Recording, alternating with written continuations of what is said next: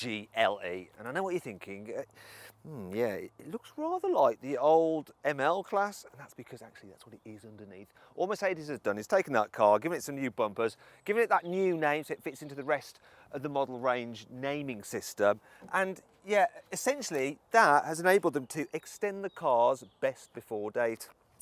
Same story inside actually, it's rather similar to the old ML class, but there are just a few updates. So the most notable one is this iPad style screen you get up there, which is like that on the C-Class. And like the C-Class though, as standard, you get the higher level command navi system.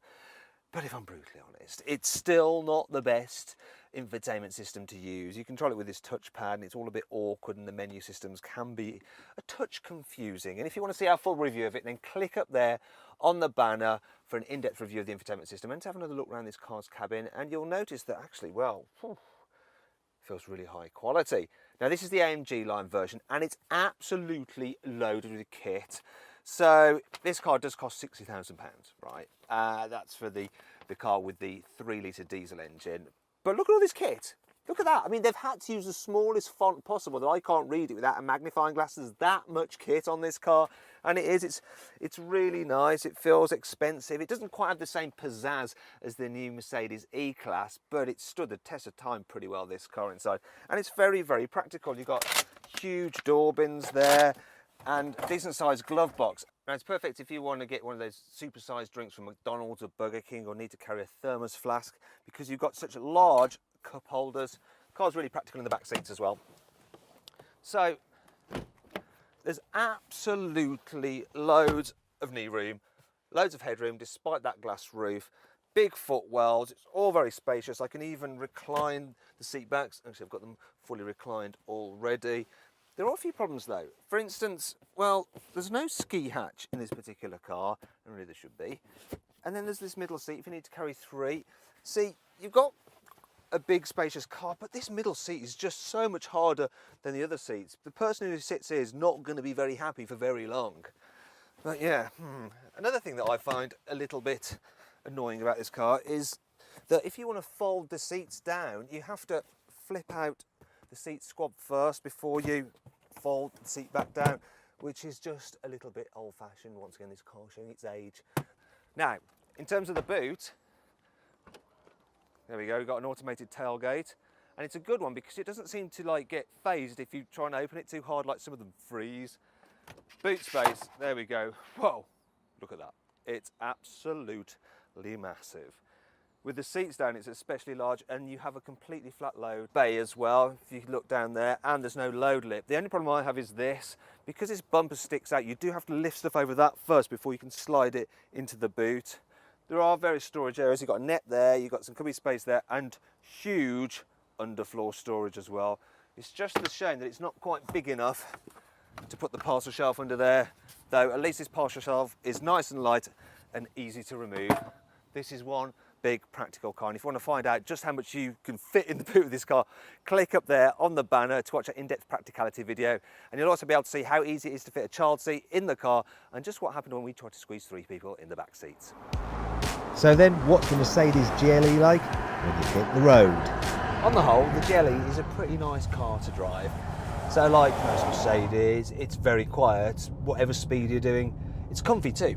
Well, especially this version on air suspension. The car on normal suspension can feel a little bit too firm actually. In terms of cornering, well, it does all right, you know. You've got to accept that it's a big old car. It feels like a bit of a tank actually, but it holds onto the corners well enough. It's just that something like a Porsche Cayenne will definitely kick its big old ass through the twisty bits. One thing I can't complain about is the new 9-speed gearbox. It's really, really good. And this engine, the 3-litre V6 diesel, has plenty of performance and it gives reasonable economy. So Mercedes claims it will be able to do around 40 miles per gallon, and according to the trick computer, I'm doing 38 miles per gallon.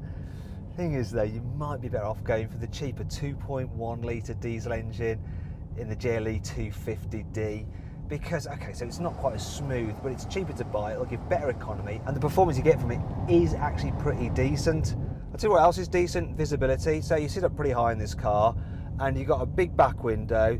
The back pillars aren't too obtrusive because you've got these rear quarter lights which give you plenty of visibility when you're looking out over your shoulder. And if you click up there on the card, you can see for yourself by watching my in-depth 360-degree video. There is one thing that I don't like too much about this car, is perhaps the steering. It just feels a little bit kind of weird and artificial, almost like it's been taken from a PlayStation game. On the whole, the GLE is pretty easy to get along with, but it does have a few annoying traits. Here's 5. This number keypad is like off some old mobile phone. It just shows this car's age. Just look at this horrendously cheap bit of plastic. It has no business being on a car that costs £60,000. Horrible. Oh dear. These exhaust pipes are actually fake. The real exit for the diesel exhaust is there. The 4-cylinder diesel engine is a little bit noisy, so that's a good excuse to treat yourself to this 6-cylinder diesel. The optional running boards will dirty the backs of your trousers as you get out of the car, and yeah, you've paid extra for the privilege. Thankfully, the GLE does have a few features which make up for all this. You can start the car's climate control using a smartphone app, so it's at the right temperature for when you get in it. Today, I've got it set to cool. The car can tow up to 3.5 tonnes, which is the same weight as a Hippo, though I'm assuming that's a consenting rather than resisting Hippo. With the active curb control, the car can actually lean into corners like a motorbike. AMG line models come with air suspension as standard, and it makes this noise when it releases the pressure. It's not actually the car, it's my cameraman. You can get the 7-speed automatic gearbox with a low ratio mode for some serious off-roading. Hoorah!